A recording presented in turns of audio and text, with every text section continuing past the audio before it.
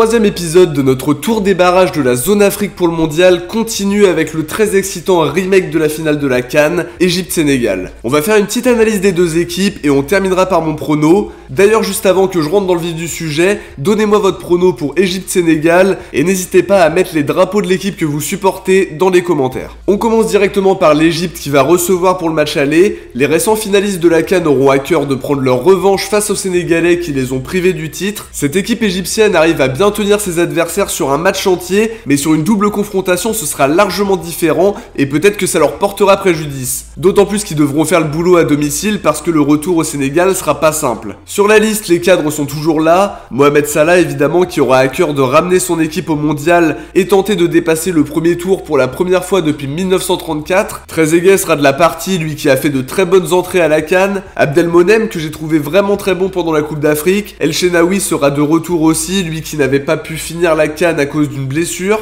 Pareil pour son remplaçant héroïque Gabaski qui nous avait vraiment choqué à la CAN. À voir si ça a changé la hiérarchie. Marmouche et Mohamed seront bien là eux aussi. Donc c'est une liste quand même plutôt conforme à ce qu'on a vu il y a un mois et demi. Ils avaient tendance à beaucoup utiliser le 4-2-3-1, mais pendant la CAN, Carlos Queiroz a utilisé le dispositif en 4-3-3 tout au long de la compète. Un style de jeu pragmatique, très classique et une équipe qui n'aura pas vocation à être impressionnante, mais efficace en saisissant la bonne opportunité au bon moment. Retrouver le Sénégal pour une place au mondial, ce sera en tout cas une source de motivation supplémentaire, même s'ils n'ont pas l'avantage psychologique. L'objectif sera de faire largement mieux que lors du mondial 2018 où ils avaient terminé avec un 0 pointé dans le groupe A et ils seront évidemment très revanchards. On enchaîne sur le Sénégal qui est en pleine confiance après le sac tant attendu à la dernière CAN. Le groupe est forcément très soudé après ça et se qualifier pour le prochain mondial ce serait le carton plein pour les joueurs d'Aliou Cissé. Le collectif a été très bon pendant toute la compète, même si les débuts n'ont pas forcément été hyper convaincants. Ils sont montés en puissance au fil des matchs et c'est logiquement qu'ils ont gagné la CAN.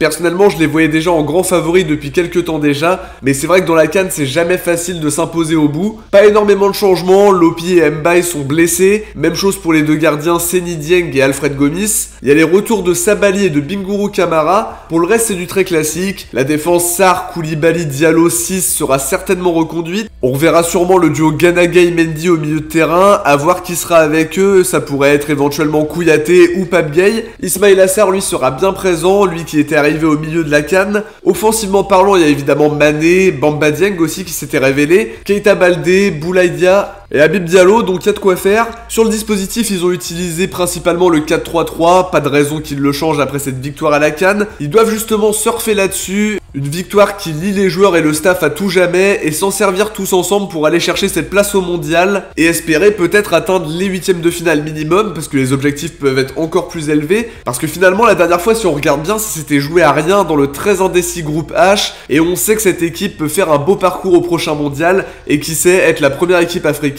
à atteindre un dernier carré de Coupe du Monde. Pour vous donner mon pronostic, je vais miser sur un match nul un partout entre deux équipes qui se sont déjà neutralisées en finale de la dernière CAN. Sur l'ensemble des deux matchs, je vois le Sénégal passer honnêtement. Ils sont dans une très bonne période, pleine de confiance. Attention à pas se relâcher, mais je les vois quand même se qualifier sur les deux rencontres, même si le foot africain nous réserve toujours beaucoup de surprises et que c'est très difficile à pronostiquer. De votre côté, vous voyez qui se qualifier pour le mondial? Je vous attends en commentaire. On arrive à la fin de cet avant-match les amis, j'espère que ça vous a plu. N'hésitez pas à liker et à vous abonner si vous avez aimé. On se retrouve très vite pour d'autres contenus et pour notamment un épisode d'Actu OM centré sur le mercato. Ciao, portez-vous bien et surtout allez l'OM.